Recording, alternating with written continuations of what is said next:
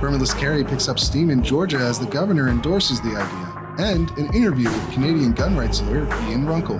That and more on this episode of the Weekly Reload Podcast. I made the devil run. I gave him poison just for fun. I had one friend. Welcome, ladies and gentlemen, to another episode of the Weekly Reload Podcast. I'm your host, Stephen Gutowski. I'm also the founder of thereload.com, where you can go and buy a membership today if you want to get exclusive access to dozens of pieces of analysis and exclusive news stories that you can't get anywhere else. You'll also get this podcast a day early and have the opportunity to appear on the podcast in a member segment, which, hey, if you're a member already, just reply to your Sunday newsletter, which is another exclusive thing members get, if you'd like to come on the show and talk a little bit about yourself and how you got interested in firearms and came to be a member of the Reload. But today, we're going to be talking a little bit about our neighbors to the north in Canada and a confiscation effort that's ongoing up there. Some of the effects of it so far, where it's headed, why it's had such little compliance to this point. And for that, I have a guest. He's a lawyer in Canada, deals with gun rights issues. Ian Runkle. Ian, can you just tell the audience a little bit more about yourself for those who might not know you? Well, I practice in criminal defense and firearms law. I got started in firearms a little late. I didn't grow up with them. In fact, my mom was not a big fan of them at all. But when I was in law school, I remembered my dad had taken me plinking. I enjoyed it. And I really needed a hobby that wasn't drinking, because that's the sort of leading hobby people take up in law school. So I got my firearms license, which is a thing you need up here, and started up. And the first thought I had was, there's so many laws up here, and I really need to make sure that I don't, hobby myself into jail. So I better learn all these laws. And as I started reading them, I thought, these laws make no sense. I must be dumb. I must not be getting this. And then later, as I read more, it was like, nope. I'm understanding what the laws are. It's just the laws are dumb, and I understand them. And that's really when I decided, I was like, this is too complicated for the average person. And I really want to, make sure as few people are getting ensnared by this as possible.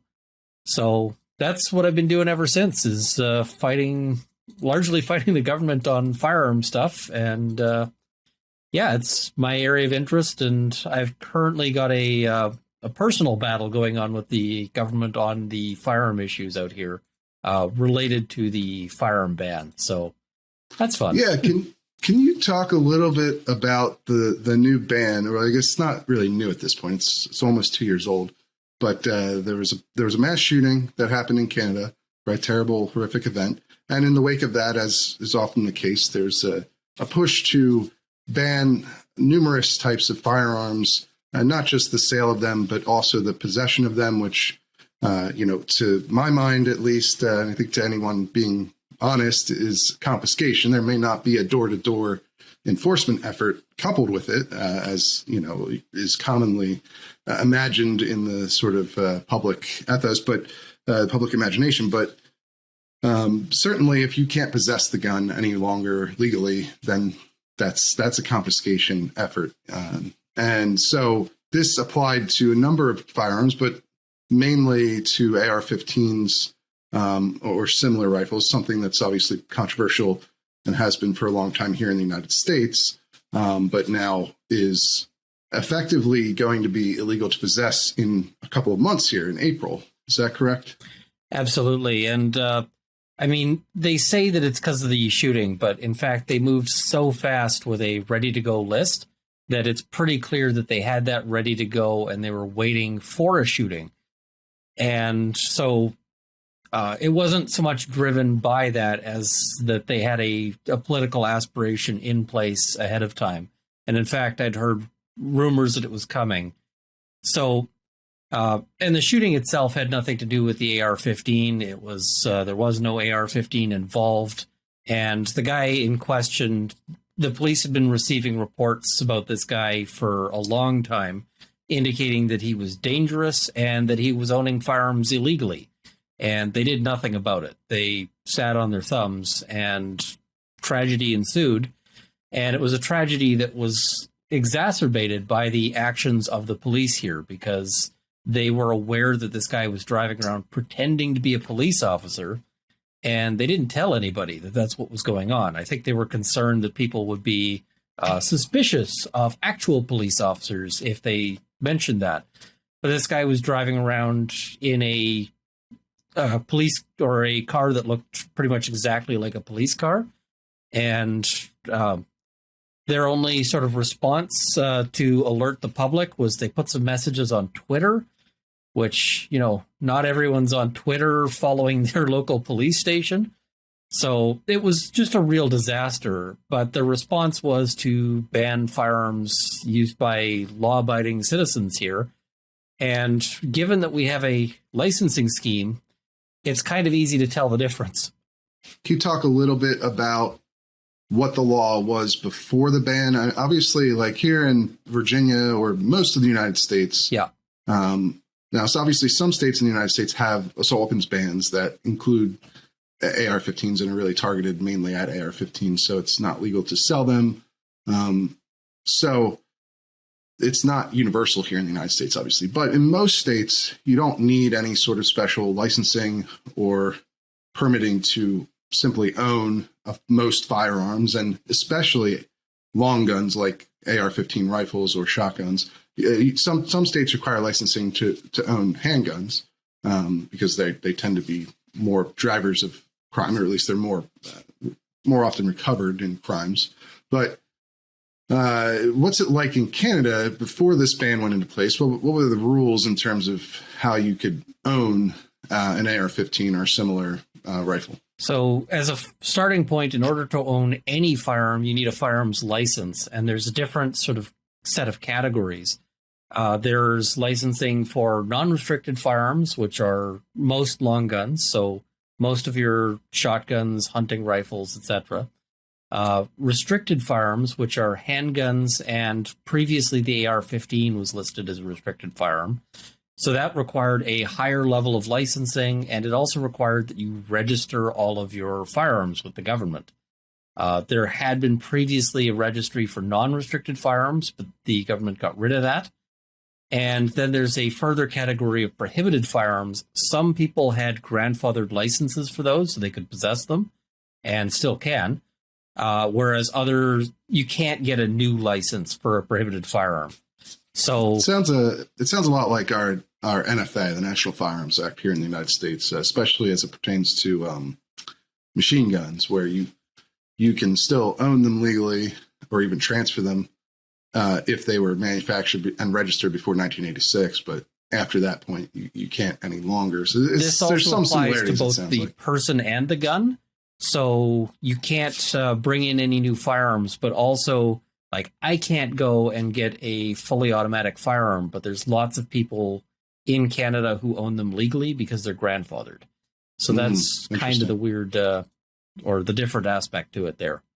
Yeah, I definitely see some similarities there, but obviously some significant differences. But I mainly asked to get an understanding of what the law was before this ban. So it was already very restrictive in terms of being able to own an AR-15 or some of these other guns that got banned. Although not all of them, to my understanding, were on the restricted list, and not all of them were required to be registered, which is a problem that we'll talk about in a minute here. But certainly the level of regulation was already quite high before this ban went into place. And so now that the ban's in place, can you talk about what the consequences are for people who own these firearms? Well, previously the AR-15 was a restricted firearm, which meant that the only thing you could do with it was essentially take it to and from the range. You couldn't, if you wanted to go shooting in the woods, for instance, you couldn't legally do that with the AR-15. So the applications of them were quite limited beforehand. It was just target shooting. And now they've gone ahead and banned it, and they've implemented an amnesty for 2 years. And the amnesty allows you to do absolutely nothing with it. I've got AR-15 sitting in my gun safe, and I can't do a thing with it. It just has to sit. That's it. So, there's some other things you can do with it. You can take it to the police for destruction, and if you move, you can bring it with you, so you don't have to leave it behind at the place you moved out of. But basically, you all you can do is just hold on to it right now. This applies as well to a bunch of firearms the other sort of bunch of firearms that they banned, the Mini 14, anything with a muzzle velocity over 10,000 joules, anything with a bore diameter of 20 millimeters or greater. So, and a lot of these things weren't registered. So a lot of people who own these things may not actually realize that they've been banned. Right. And that gets into obviously one of the problems that the government is facing right now, which is one, that there's very little compliance. Although, so right now there's only been a couple hundred of these guns turned in over the last year and year and a half, a little over a year and a half.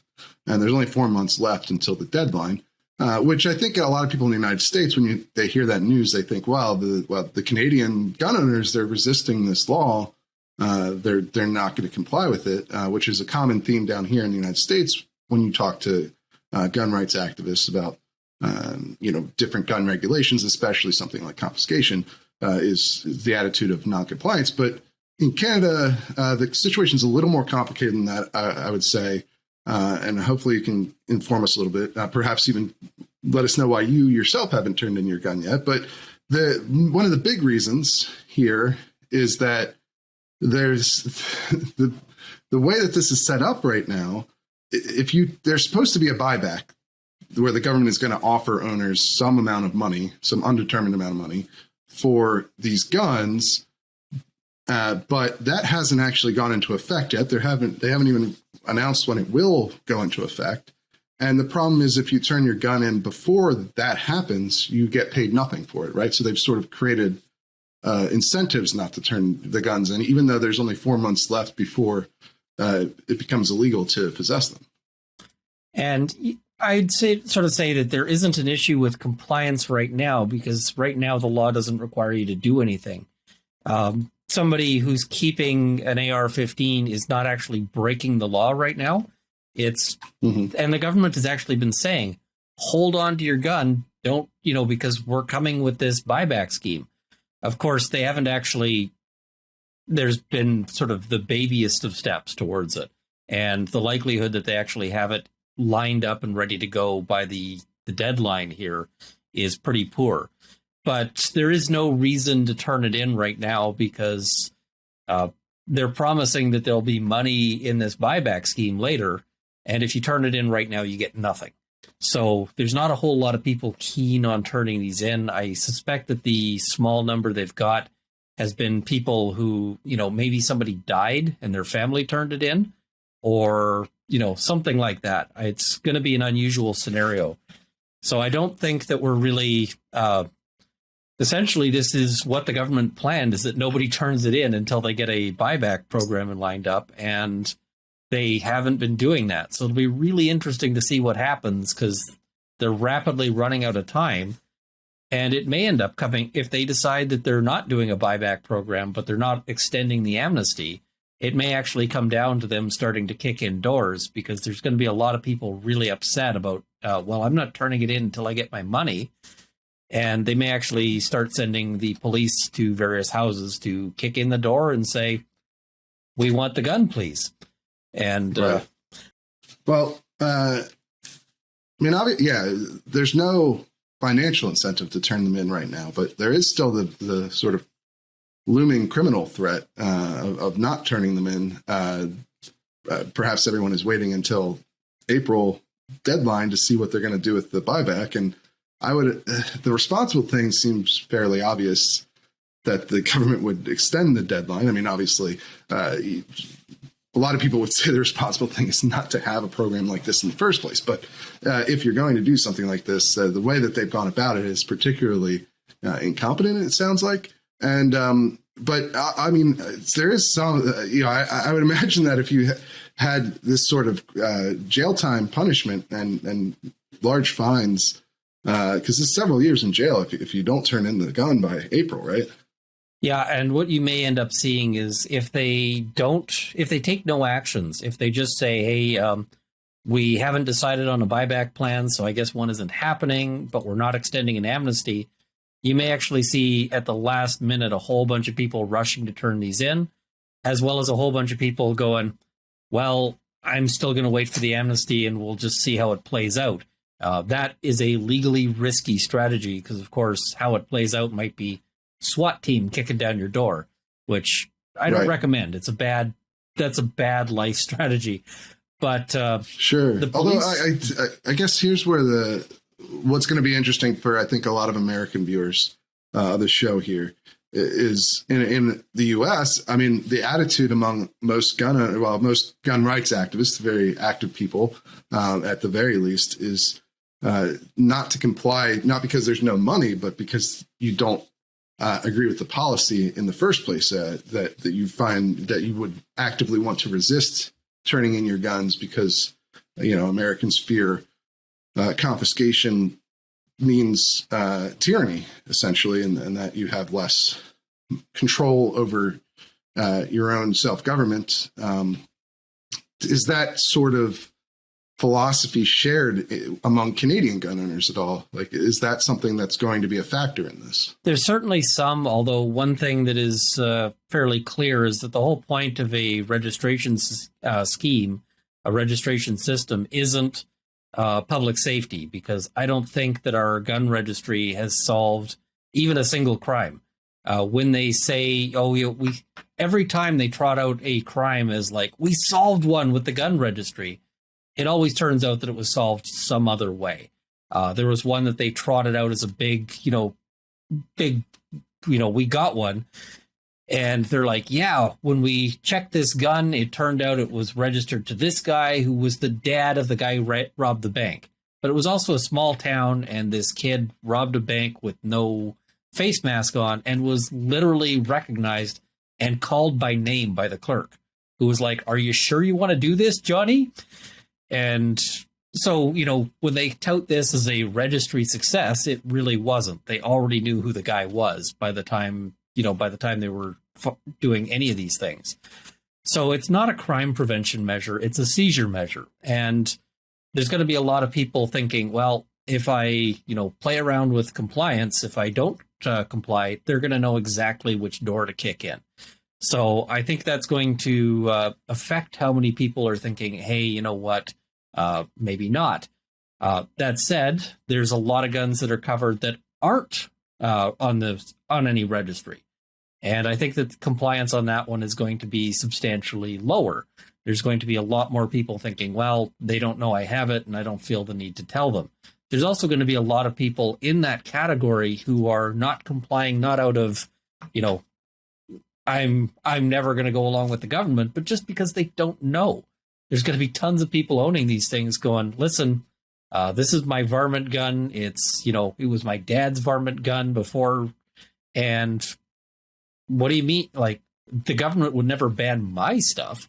There's going to be a lot of farmers and so forth who are just thinking, like, I'm never affected. A lot of the sort of FUD category, as the gun the gun community will say, and yes, not realizing that they're covered. So there's going to be defiance through ignorance, I guess is the way to put it.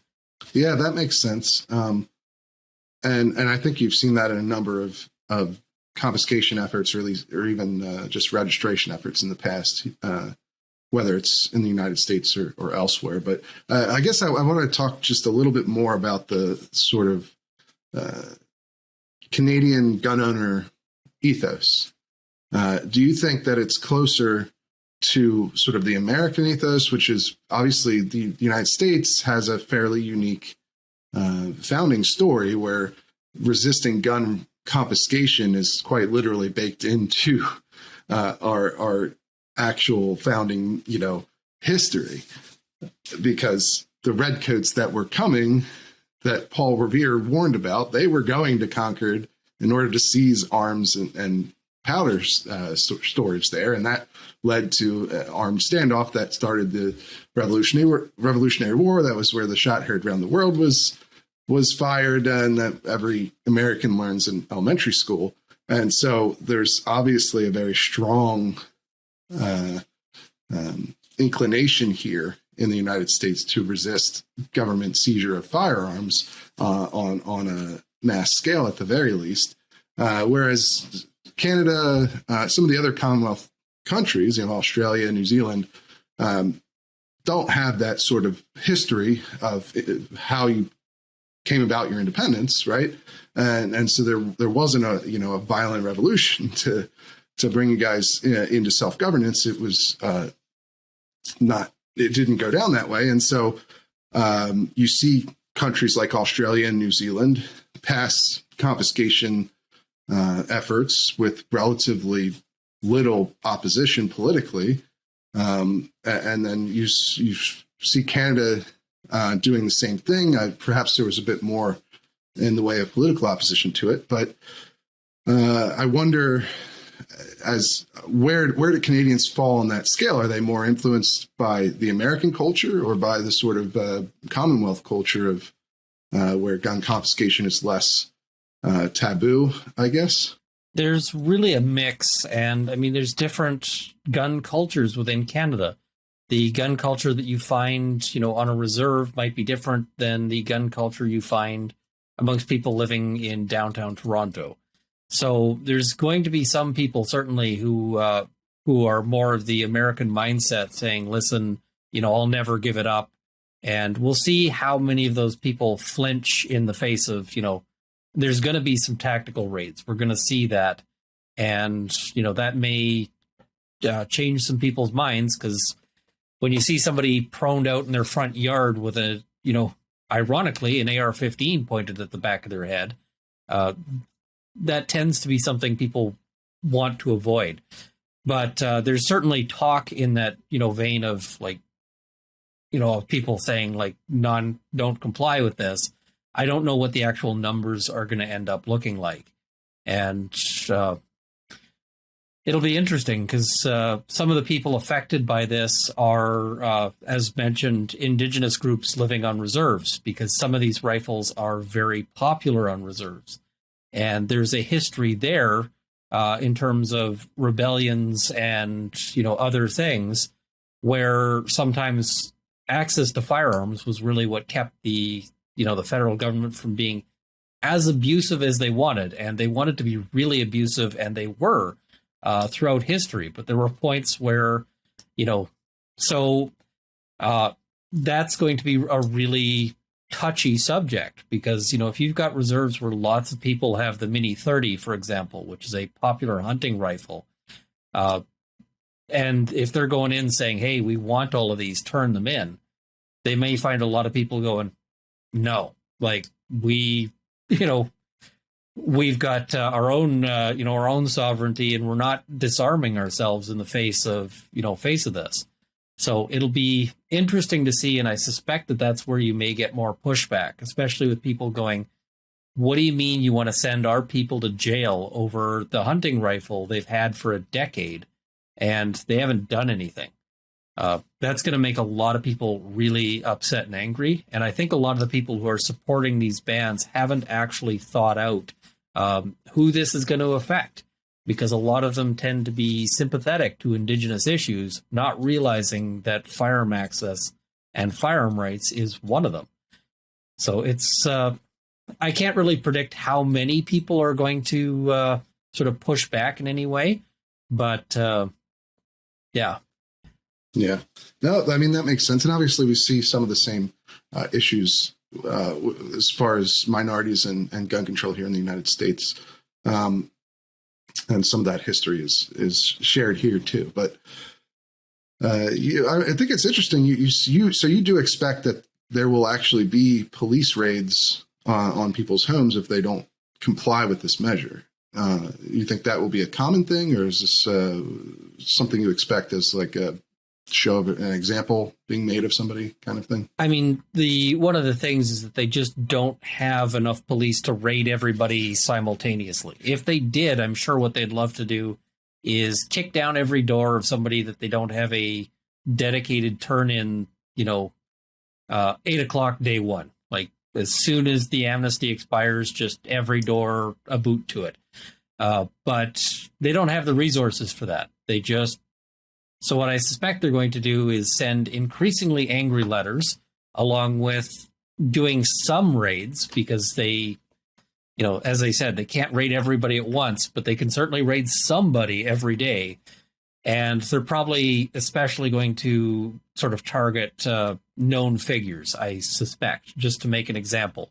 So have they allocated any sort of resources for enforcement of this ban? I mean, it kind of sounds like they aren't doing much of anything on it. They haven't even come up with the buyback program's basic details yet.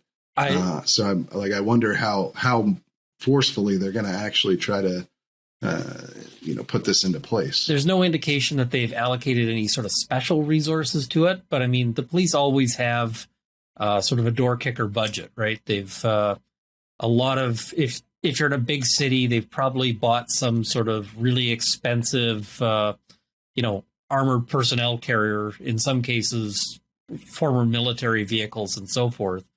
And they've got guys who are, that's what they do.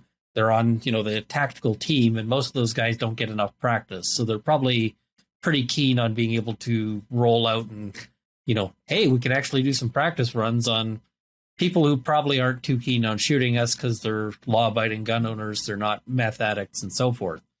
So it's going to be ugly, though, because most of these people are just kind of like family men, family women.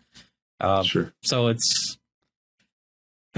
a really unfortunate aspect, but I think a lot of the people pushing these don't really think of what happens. And I say a lot of people don't really think about how enforcement happens. That's not true of everybody. There's certainly some people who are really gleeful over the possibility of gun owners having their doors kicked in and possibly hoping that some of us get shot. I've seen comments like that on Twitter, like, I hope the RCMP, kicks down all your doors and shoots you guys in the course of seizures. I'm like, okay, that's what we're dealing with then. Yeah, certainly those people exist, but I guess I'm just a little.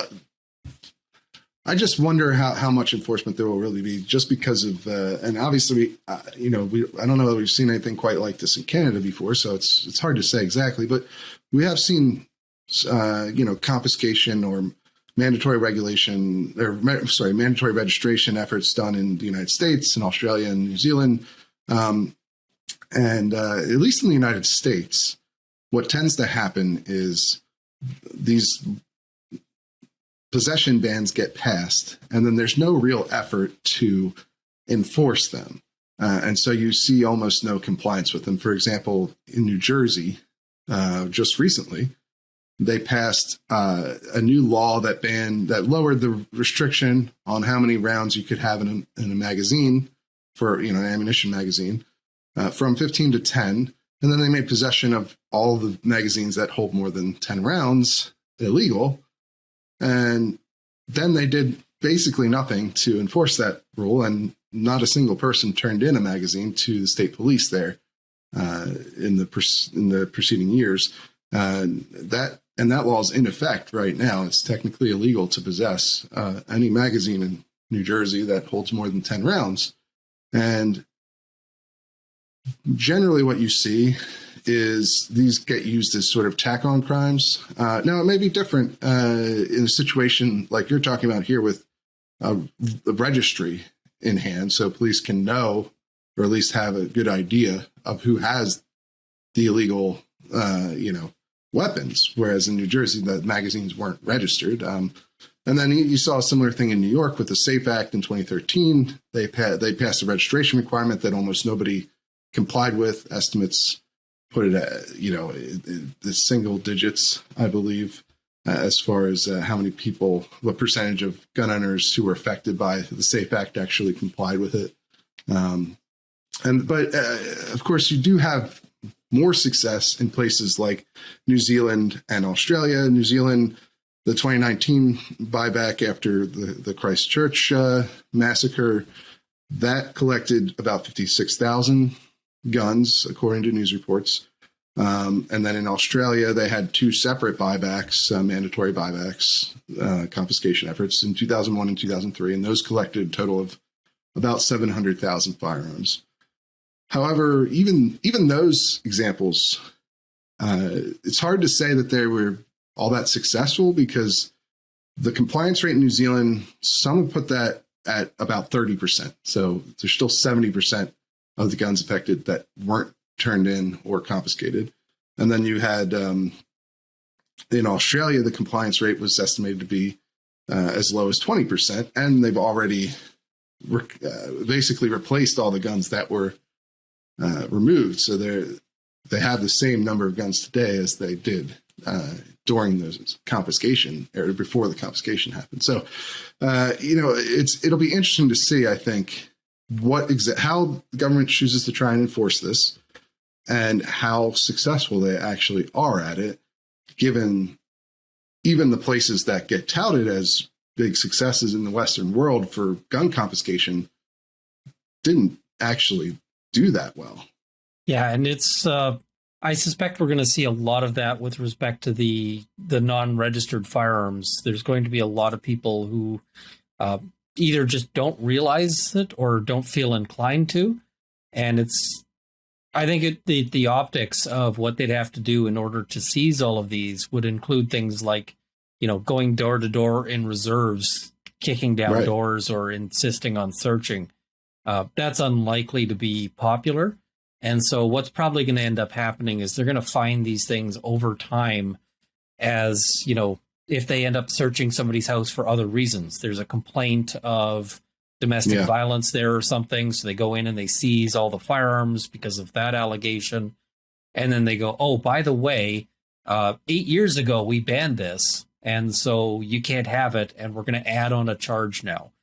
And a fair number of that sounds much more likely to me. Yeah. Yeah. And a fair number of those people are going to be, what do you mean this one was banned? Like, this is my hunting gun. And it's going to have this really long tail of enforcement. So a lot of people sort of think it's going to be that, the amnesty expires and a whole lot of action happens. And there will certainly be some action happening once that expires. But a lot of the enforcement is going to be years later. And, it'll be indigenous guy out hunting, gets stopped by Fish and Wildlife, who goes, okay, yep, you're allowed to be hunting here, but we banned that. And I actually got to take you into the RCMP over this. And you're going to see a lot of conflict over that, because it's already a strong political tension in the sense that we over-incarcerate Indigenous people here in Canada, and lots of people who've managed to avoid the justice system. And I say avoid because, if the police in your area are focusing on you, it can be hard to sort of escape their notice and to not end up with a criminal record over something petty and trivial. But they're going to end up going, what do you mean I'm now going to get a criminal record and a gun ban just because I own the gun I always owned? The one that, might have been passed down in my family. It's there's going to be some real tension and some real difficult conversations around what's happening there in the future. Yeah, that's something that we talk a lot about here on this show in the context of the United States, and how gun laws are disproportionately used against minorities. It tends to be that if you pass a law, it's going to be used against, more likely than not, the people who are disproportionately in contact with the criminal justice system, right? So in the United States, that tends to be young black men. In Canada, it's, like you said there, it tends to be, I imagine, young Indigenous men. And so for whatever reason, this is not a commonly talked about phenomenon when discussing gun laws in most of the major media here in the United States. And I imagine it's the same way in Canada with the CBC and other outlets. But I mean, most of the people who are pushing these gun bans would be horrified if you were to get up on the news and say, as a politician, listen, I want to throw more Indigenous, and as you say, largely young Indigenous men in jail. If you got up as a politician and said that, they would, they'd want to burn down your house, metaphorically speaking, but also possibly literally. But that's what they mean when they put in a lot of these bans. That's what the actual effect is going to be. especially because what you'll see is like a disparity in terms of how the police respond. If the police happen to, let's say a farmer, has their house burned down and through some accident, and the first responders, as they're digging through this, go, oh, by the way, we found the guns, and there's, a couple that were covered by the ban. Some, old white farmer is probably more likely to get caught a break by the police going, oh, sorry, these were actually banned some time ago. We're just going to keep the gun, but we're not going to prosecute you, than somebody who's living on the reserve. They're less likely to be cut that break and more likely to end up caught up in the justice system as a result. So, yeah, and I feel like that's especially true with this particular ban, because of how vague and complicated it is. I mean, measuring the muzzle, was the muzzle like energy, I guess, of the rifle's capable of at 10,000 joules. Not your average gun owner is not going to have, even your advanced gun owner is not going to have any idea what that number means. Well, and I personally don't have any idea of what that number means, because neither do I. It's, is this what it's rated for? Or is this the maximum overpressure thing that you could theoretically put through a gun of this model and not have it, burst open? Are we talking about, is it just if I fire it, in the air, or what happens if I reinforce it in some fashion? Is that allowed to get it over the 10,000 joules? Another issue that's come up is they say any firearm with a bore diameter of 20 millimeters or greater.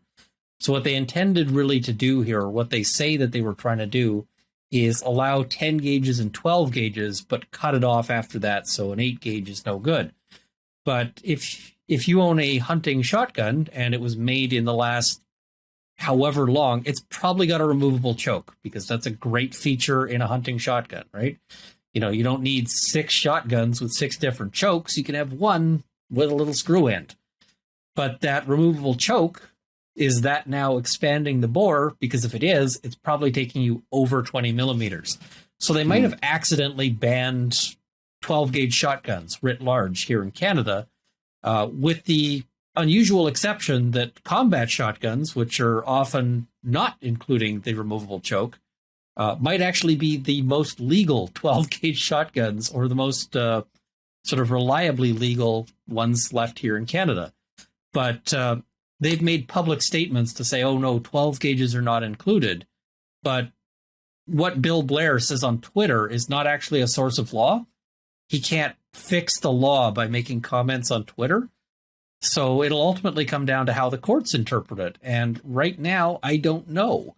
It's a very difficult situation here in terms of how this is actually, there's this wide category of guns that are just maybe included and not certainly. And that's a big problem, especially because there's language as well where they say any variant of the AR-15. Well, what is a variant? And the interpretation they're adopting, or seems to be, is anything that looks like an AR-15, even if it doesn't actually share any mechanical history with it. So, this is essentially like saying, oh, listen, notwithstanding the fact that you started with a Pinto, you put a body kit on it, and it now looks like a Ferrari, so we're going to treat it like a Ferrari when it's still the Pinto that it started with. And it's... Yeah, well, that's something that is not unique to Canada. I'll say that much. Certainly, you've seen a number of these sorts of approaches, I guess would be a way of saying it, here in the United States as well. Massachusetts has a copycat ban on AR-15-like guns, which is not clearly defined in any way. But yeah, so this is the difficulty of trying to regulate. I mean, obviously, trying to regulate most anything is going to be difficult, but I think trying to regulate mechanical devices like firearms that are so versatile and can be changed in any number of different ways is a bit like trying to hold smoke. So you get these sorts of vague statutes, and they give a lot of discretion to law enforcement and the legal system, which is, I'm sure, something that law enforcement will argue is good, but that many civil rights activists will argue is not good. Well, there's a big push essentially to give a lot of the classification decisions over to the RCMP and the police. And the problem that people don't really think about with this is what that means for democracy, because you can't vote out the RCMP if you don't like them or if they're engaging in abuses. You can't be like, I don't like my local cop, I'm not voting for him next election. And one of the hallmarks of the police state, and people throw the term around sort of casually, but police officers making law is one of the sort of hallmarks of that.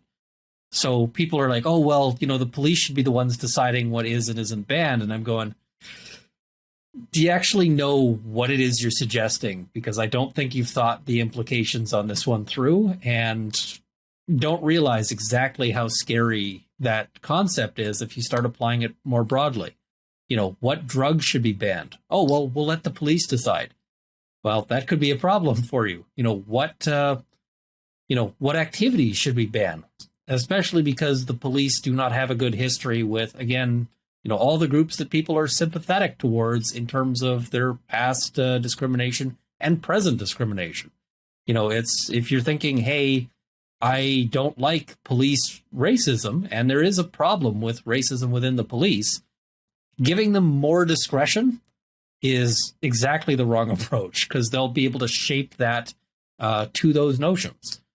And in fact, one firearm that is very much on the police's radar as one they would like to ban is the SKS. And that's because it's an inexpensive firearm.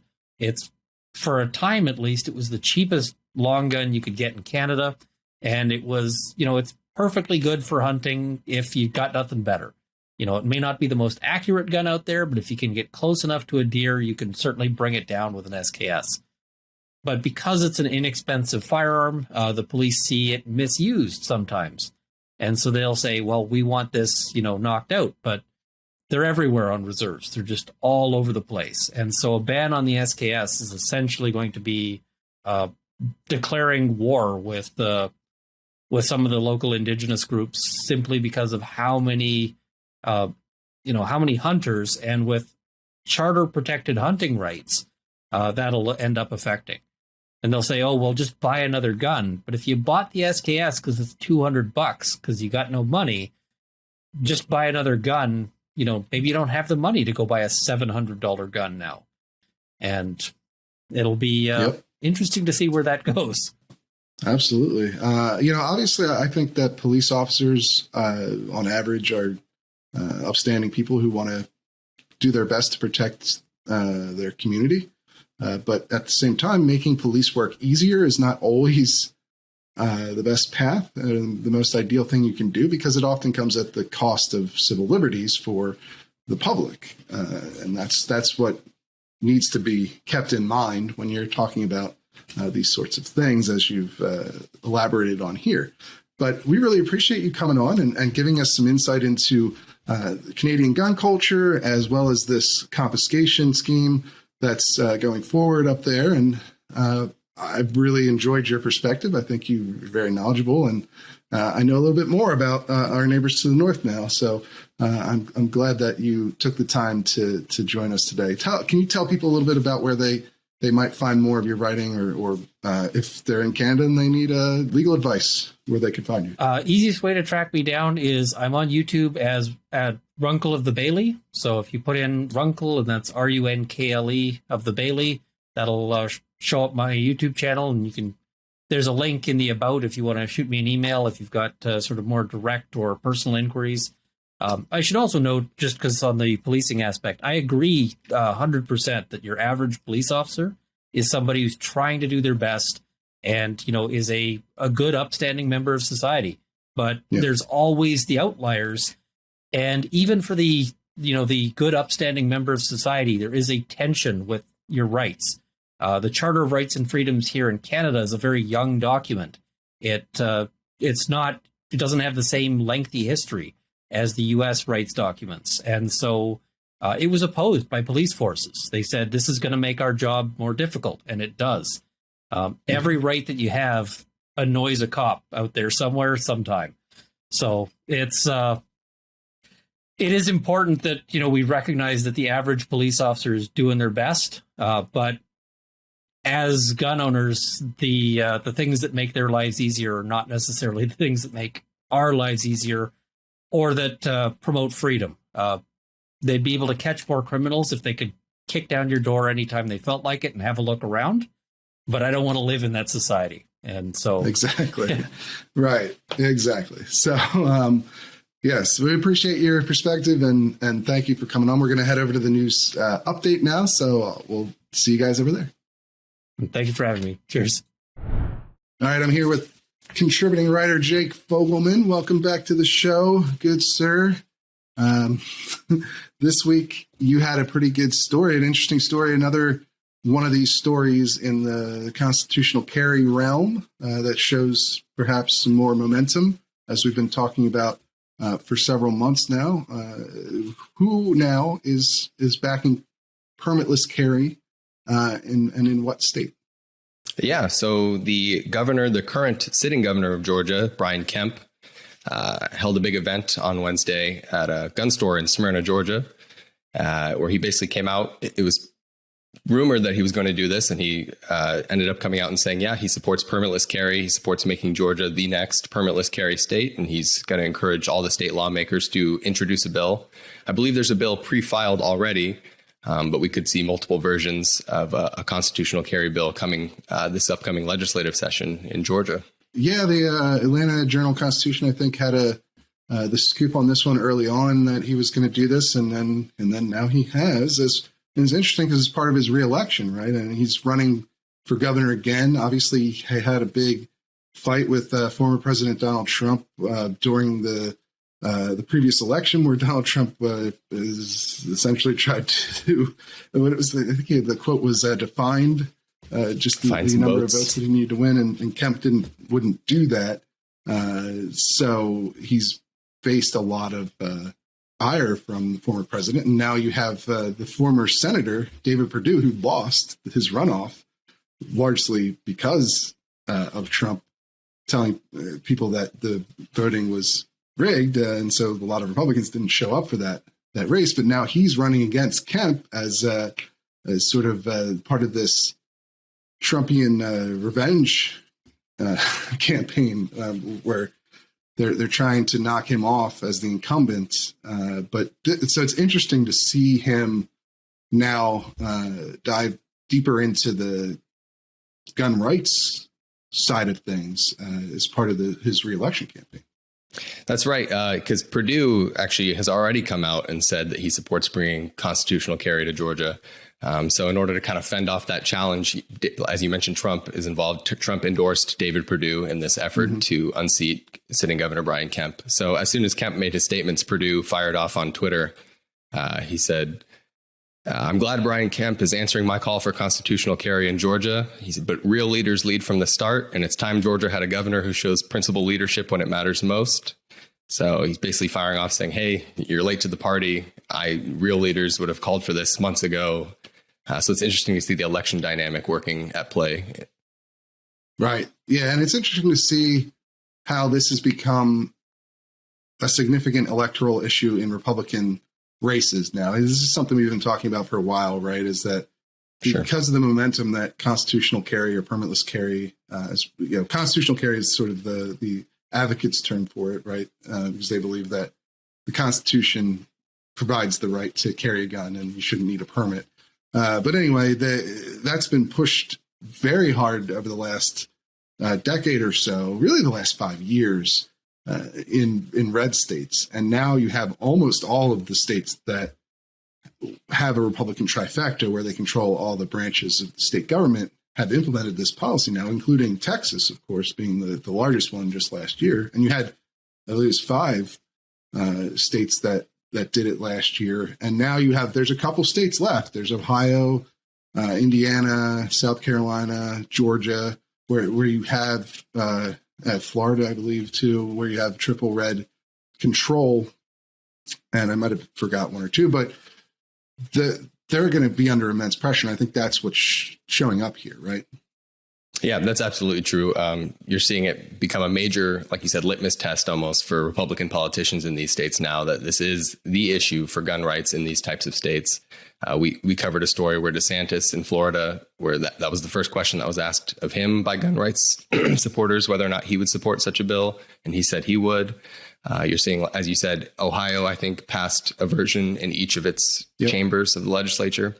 I think Nebraska, their governor, the Republican governor, came out and said he would support such a bill. So you're seeing this become sort of the gun rights issue in those states. It's bleeding over, too, into purple states now as well. Pennsylvania, the legislature there, which is Republican controlled, the House and Senate, they passed permitless carry as well.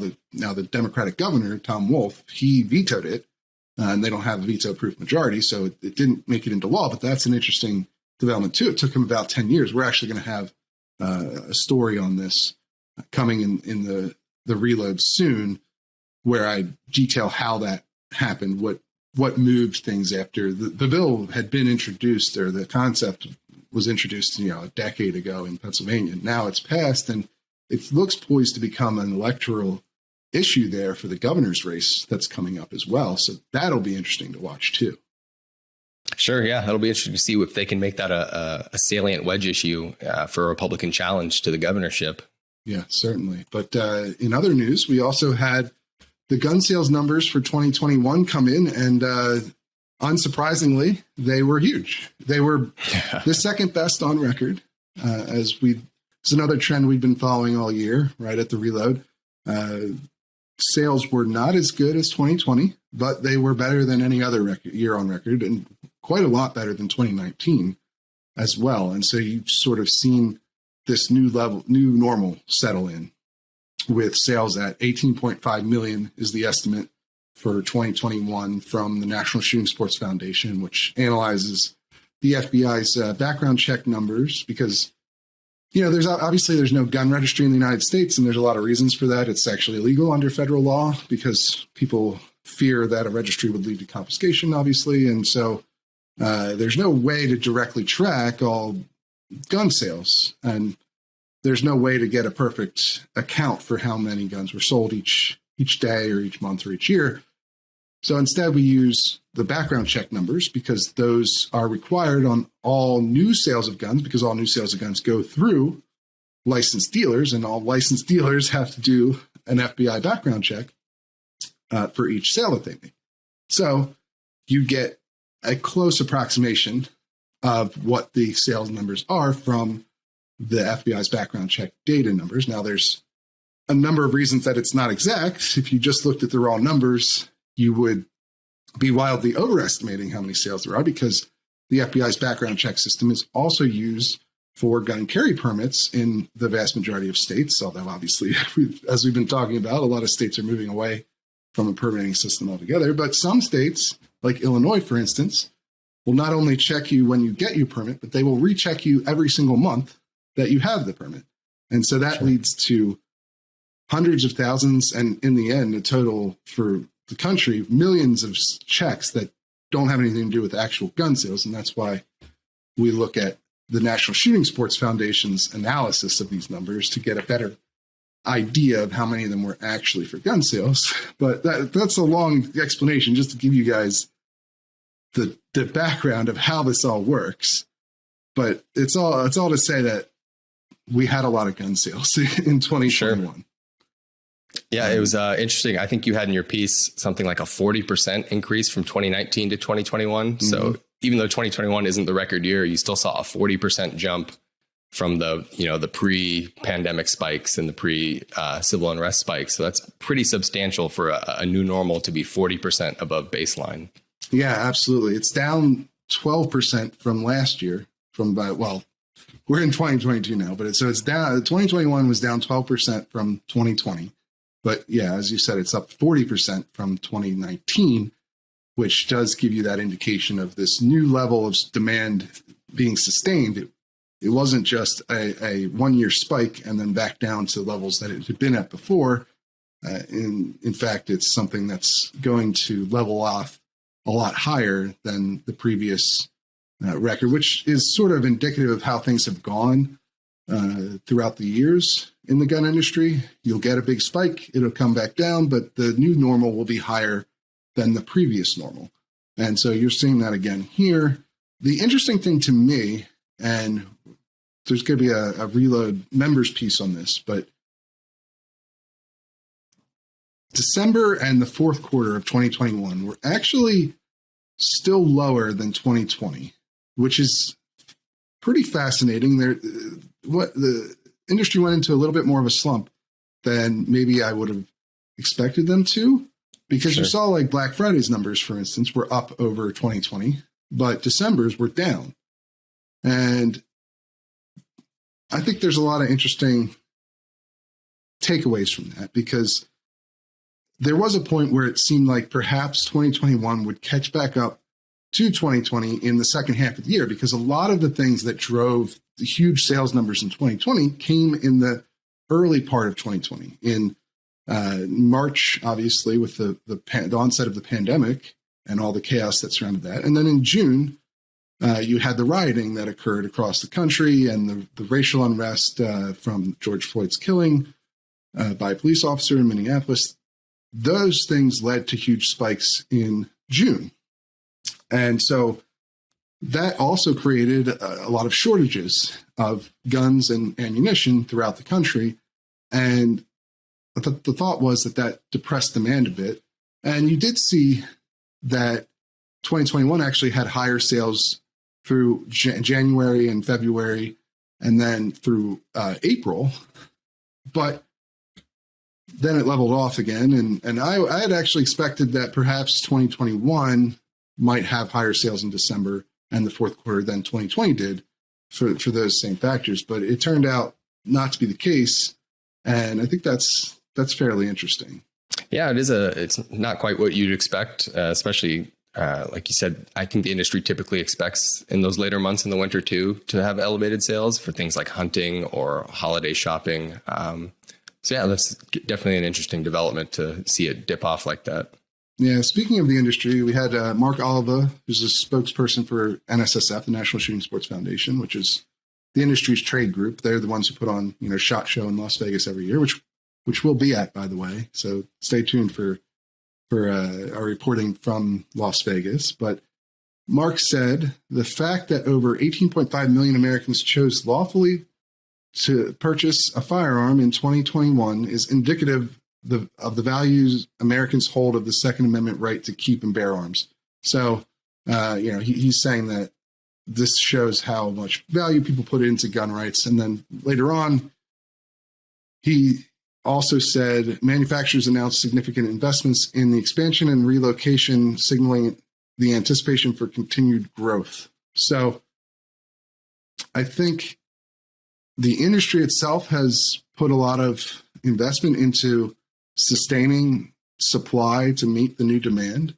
And that'll be interesting to see how that plays out, because a lot of times in the past, during these surges, you've had a big surge in supply on the supply side afterwards, and perhaps wasn't timed well for some of these companies. You saw a lot of companies during the 2013 spike after the Sandy Hook shooting, when there was a lot of talk of implementing new gun controls and perhaps banning, the sale of AR-15s.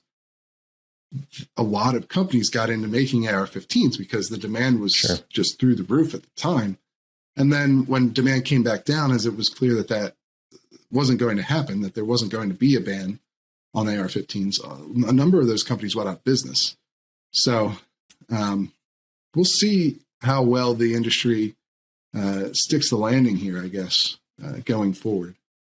Yeah, especially another trend that we'll probably have some pieces on in the future. You're seeing, as you said, manufacturers tooling up to meet production, but they're also moving to states where it's just a friendlier business climate for them to do that.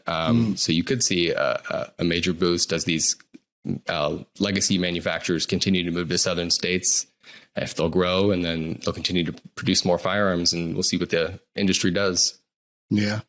But anyway, that's it for this week. If you enjoy the Reload, if you enjoy what we're doing here, make sure that you head over to thereload.com and check out our memberships today, or sign up for our free newsletter if you just want to see what we're all about. And perhaps it's the first time you're listening to the the podcast. But if you want to support what we're doing, if you want to ensure that we can continue bringing you sober, serious firearms reporting and analysis, then you should consider buying a membership, which will also give you a number of perks, including access to dozens of exclusive reports and analysis pieces that you can't get anywhere else, as well as an extra newsletter on Sundays. You'll get the members newsletter. And you'll also get access to this podcast a day early and the opportunity to join us for a members segment of the podcast. If you are already a member and want to come on the show, just reply to your Sunday newsletter and let us know. And we'd love to have you on. So that's it for now. We'll talk to you guys again next week.